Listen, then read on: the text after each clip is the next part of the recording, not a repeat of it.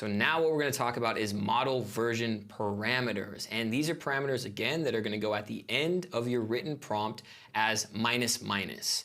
And what these do is these different models excel at different types of art. So if we look and see our different ones that we have available today, we have Ninja, and this one excels at anime style, HD, which is an algorithm that is more suitable for abstract and landscape images. And then we have minus minus test, which is going to give you just a very standard, very average style of photo. And then we have test P. This is my personal favorite because this allows you to get extremely photorealistic looking images. So using this one for portraits or just any kind of scenario where you want something to look real, this is the parameter to use. So let's go ahead and test a few of these out and see what kind of results we get. So we're going to keep these prompts simple so that we can focus on how these models are affecting the final output. So let's say colored geometric cube that is sitting on a desk.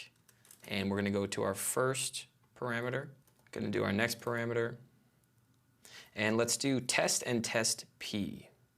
And while these are loading, another thing I wanted to add, you can do this same thing and go back on versions. Currently, Midjourney is on version number 4, which is the newest version. If you'd like to, you can go back to V1, V2, or V3. I, of course, would recommend staying on the current algorithm because as I've been using this compared to version 3 that I was very used to, the differences are extremely dramatic. Perfect, so we have our different outputs. So we have our Ninja, I honestly don't know how to pronounce this, but this is the more anime style. And you can see I didn't add anything about glowing, LED lights, neon, but it just naturally added that style into the prompt, or into the output rather.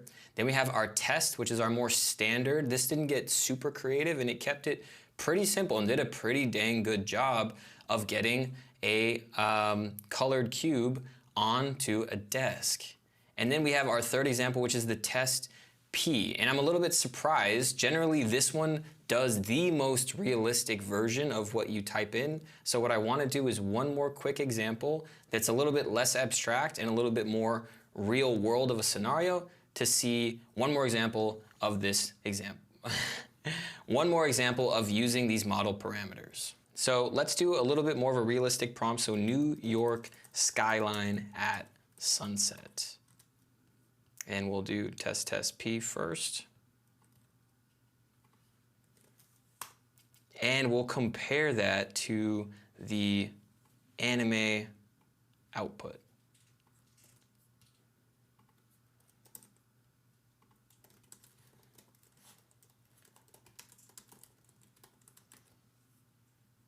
So here we have our two final examples. And by the way, when you use test P, this uses more processing power because Midjourney is working to make things more anatomically accurate and making things more highly detailed. So you're never going to get 4 example images with test P.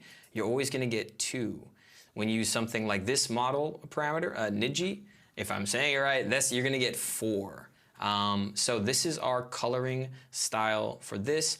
Still looks relatively realistic, but a lot more dreamy, not something that you would see in real life, but the test P is a lot more accurate to what you would see with the naked eye. So I'd recommend experimenting with these different model parameters so that you can get the specific look you're going for.